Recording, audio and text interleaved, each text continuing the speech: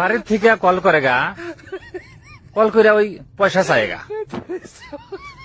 না দেয়গা তো অনেক গোসা করেগা। তখন না মনটার ভিতরে অনেক দুঃখ লাগতা है। তো সব প্রবাসী একটা জিনিসই চাইতা है, যাতে করে ফ্যামিলি সবাই হাসি খুশি থাকতা है। পকেটে টেহা নেই থাকেগা, হাওলাত করে হইলেও বাড়িতে পাঠায়েগা।